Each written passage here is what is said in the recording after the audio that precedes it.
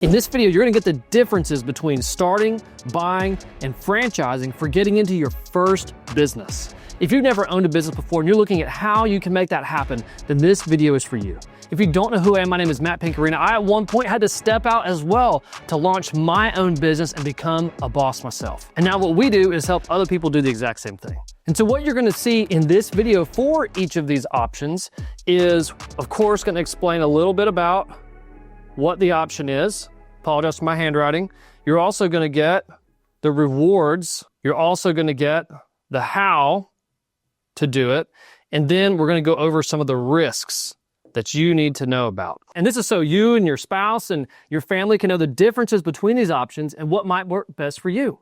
Okay, so let's jump right in and explain a little bit about the differences of these. This is the most straightforward. You're essentially starting from nothing, right? Complete scratch the vast majority of the time. Now, some new entrepreneurs may have a leg up and have some industry knowledge, and they may know about some demand in their marketplace. They may have some product knowledge or have been an engineer themselves or something, right? They got some sort of experience or skill they bring to the game. But as far as cash flow and money and direction and a plan and systems and everything, it's not there, right? They got to build the boat. Now, on the complete opposite of that, we have buying a business, which is where you have something, right? You're going to exchange money that you saved up, or we can go over a little bit in the how options where you're going to walk into a cash flow stream. So as a real quick tip, if you want to see options like that, go to bizbuysell.com and you can see businesses that are for sale and the approximate cash flow they're producing. And the third option for a first-time business is a franchise. This is where you have a plan plus package. And the way to understand this is the plan is simply what to do, when to do it, how to make the business work. And then the package is the systems, the brand, the advantages, everything that comes within that franchise. Now, similarly to starting a business, most franchises also have to start with no revenue. And there's going to be more that we're going to see on that because they're very different than just starting a business. Okay, so now we get the basics as far as what each of these are. What about the rewards? How do they compare? When it comes to the reward of if you got your business to actually work, if you started it from complete scratch, then scale. The sky is the limit. You can do what you want, when you want, expand how you want. It doesn't matter. You just make it happen. When it comes to the reward for buying a business, it is simply immediate. If I can spell it right, there we go. Immediate cash flow. It's an immediate business. Now, the reason that I didn't list scale here with buying an existing business is because typically you're inheriting a lot of things. You've got a lot of things that have already been set up and it's really hard to undo. And that's some of the things that we'll talk about over here. But the trade-off is you've got immediate cash flow. And when it comes to a franchise, it's going to be fast. And then your income potential, we'll call it your IP, is going to be a lot higher than it would be anywhere else. And yeah, these rewards are generalized because you do have people who start a business and never make as much as a franchise owner. But you also have people in the franchise world that may not make as much as some of the top earners in the complete independence world. And then you also have people like Warren Buffett who buy businesses and they scale to multi-billion dollars. And so what's important to remember this is we're talking about your first business. When you're moving into business ownership for yourself, how does it typically look? Okay, so now some comparisons on how to make each of these happen so you can have additional understanding of which one might be best for you. When it comes to starting a business, you've got hats and grind. What I mean by hats is you have to do everything to make your business work. And if you can't do everything, you've got to have the money to pay someone else to do it, or the family or connections to get it done for free somehow. These are things like your government registrations, your tax setups, your payroll setups, all of your compliance locally. Then we get into things like your payment systems. How are you going to do accounting? How's the actual product or service going to be implemented? And then once you have employees, it's not just about having those employees, it's about managing a team and building culture and actually scaling your company up. And your skills have to change and you have to be able to do different things at different times in your company in order to grow. So that's what I mean by hats, is you have to constantly be changing hats. And that's why you see a lot of entrepreneurs who just start a business. They either stall out. There are a few that do make it. We're very blessed to have made it ourselves, but you have to be aware of what you're walking into. Look, it's just inevitable. If this is a first-time business for you and you haven't started one before or launched a company before, then you're going to have to learn everything. And that causes the grind. It just means you're going to have to overcome your lack of knowledge and lack of skill with sheer force of will and effort. I was actually just telling my wife the other day, I was working inside of our CRM system. I was able to build out a whole funnel system in a day, whereas that would have taken me a month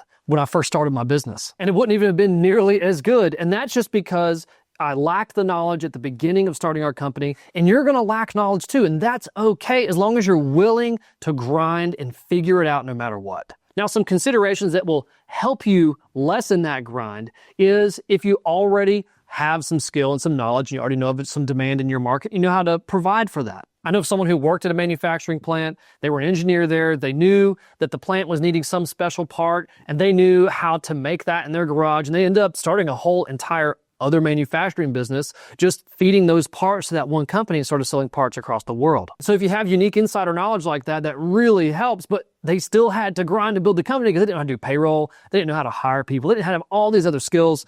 You got to be facing it. You have to grind. And before going to buying a business, it is worth mentioning that typically starting a business from complete scratch is the lowest cost option. Because when it comes to buying a business, you're going to have cash, and lots of cash at that, if you're wanting to buy a business big enough to replace your income and one that has enough potential for the future.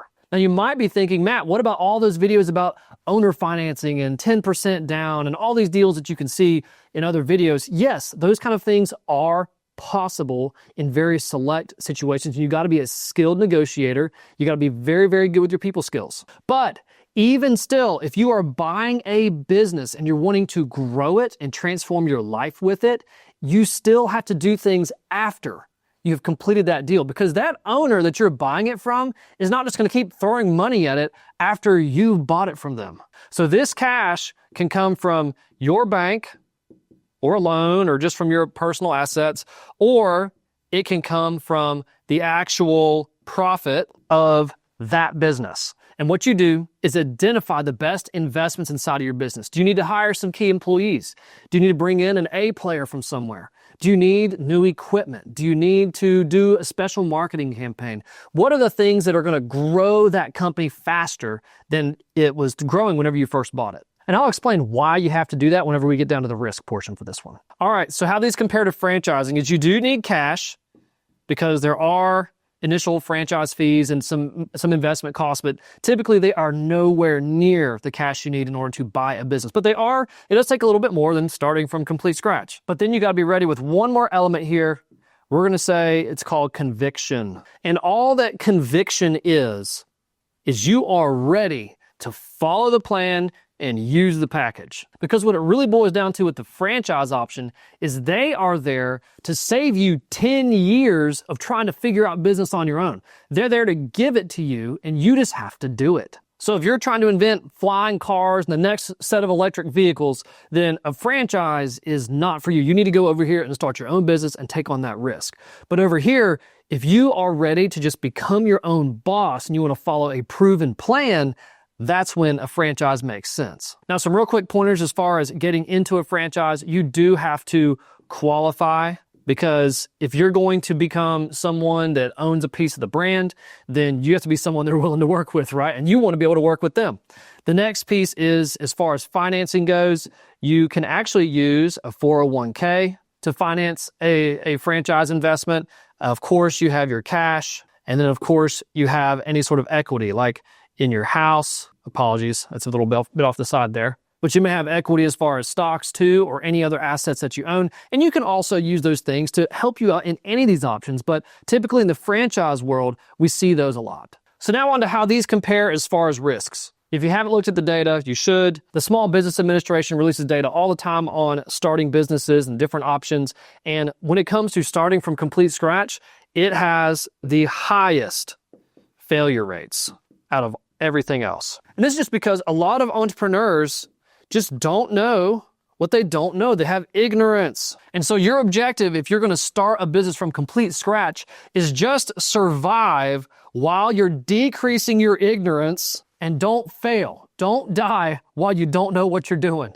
Because if you can make it, eventually one day, you'll be able to scale once you decrease that ignorance. And that's actually what I see a lot of new business owners make the mistake of after they leave a job, come to the business world, is they try to pick the cheapest things and cheapest options, but they don't realize what they're exchanging for that. Because if your motivation is just to start a business because you could technically start with $5 and some registrations, then you're going to be paying an extremely high ignorance cost. But again, just like those nuanced examples before, if you have some industry knowledge and skill and different things like that you can already run with and you're starting with less ignorance, then go for it. That's totally fine. But even if you have that knowledge, every one of these entrepreneurs is still at risk for the following, and that is just being stuck inside the business. And this right here is why the vast majority of small business owners you see are working all the time.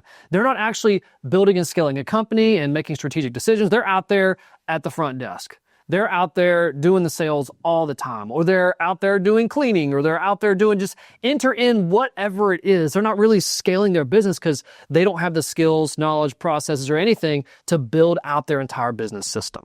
Now, if they do the right things, they can, but guess what they have to exchange in order to get out of being stuck in their business? They have to exchange cash because they got to hire coaches, programs, bigger systems and plug them in and then figure out what does work and what doesn't work and waste money on it in order to have conviction on what does work. And I can tell you that from personal experience, having done this through multiple businesses that I've started and owned. Okay, so I'm gonna draw a line here. When it comes to buying a business, what are the risks? The biggest risk is still ignorance, but it's a different kind of ignorance. It is secrets. And what do I mean by secrets? Let me ask you a question.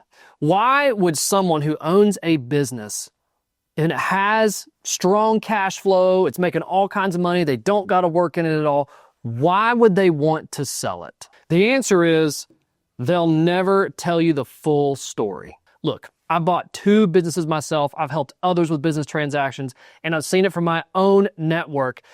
Whoever's selling their business is not going to give you the full story. And even things like estate sales. If it's such a great business, why are they trying to get rid of it? And so your job here is to unpack. I'm going to draw a present here.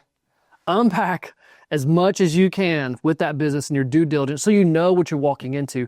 But that still leads to the next highest risk thing, which is your skill. If you don't possess the skill to walk into an existing organization, it's like walking into a conversation, right? They've had these year-long conversations with employees and customers and vendors and all the pieces that make this work, and suddenly it's different one day, right? You're just going to walk in there and be a part of it. And if you don't have the people skills and industry knowledge and all the things you need to run a business confidently, and you're finding out things later as far as maybe the motivations of why they sold the business, it's going to be a rough ride. Now, it doesn't mean you're just going to absolutely flop and fail. It's just you need to be ready. Okay, so now what are the risks when it comes to investing in a franchise to launch your first business? Well, really, it's just a bit of cash that you used to invest in the business. And you know, actually mentioning that as well reminds me that it takes even more cash to buy a business. So if you do fail with this, then your cash, you lose a lot more money in that scenario. When it comes to a franchise, its entire job with the plan and package is to eliminate this ignorance piece. And not only that, its job is to eliminate the skill piece. So all that you have to do is just follow the plan and use the resources. And the only thing at risk is whatever your initial investment was. Now, you could make an argument that, yeah, maybe you've left a job, or you could have been doing something else to earn some money, whatever it is, right? So you're risking cash and time. But it's worth noting that these risks are the same when it comes to starting and buying a business, except starting and buying have more risks on top. And that's why paying a franchise fee for all these things makes sense, because you're essentially paying to dramatically reduce these risks or even completely eliminate them. Now, of course, there are tons of franchise brands out there, so you got to pick the right one that works for you. And you still need to vet them. You still need to ask questions. You still need to treat it like you're buying a business and you're starting a business. And many first-time business owners do that very successfully. And that's why franchising is such a popular option for being a first-time business for people to own. Now, again, that's not to say that starting or buying are out of the running at all. If you have knowledge or if you have skill or if you have know-how in your marketplace or know people, absolutely. Every single one of these options can work. But generally speaking, copying and pasting what a franchise has to offer into your marketplace is one of the most consistent paths to business ownership. I know we covered a lot here. I hope it was helpful for you. Now, to be fully transparent, we did franchise the exact business that allowed me to finally have freedom. It's called the Assett franchise. You can learn more about it in the links down below. It's our passion to help people move from the corporate world into business ownership for the first time. And if you're not ready to talk to us right now, that's totally fine. Check out the free readiness assessment down below that'll help you analyze and see where you're at as far as your readiness to becoming a business owner. And if you know anyone else who's trying to start their first business, please share this video with them. I hope that they'll find it helpful too. Thanks so much for watching. Again, my name is Matt Pinkerina, the CEO of the Assett franchise. And until next time, stay blessed.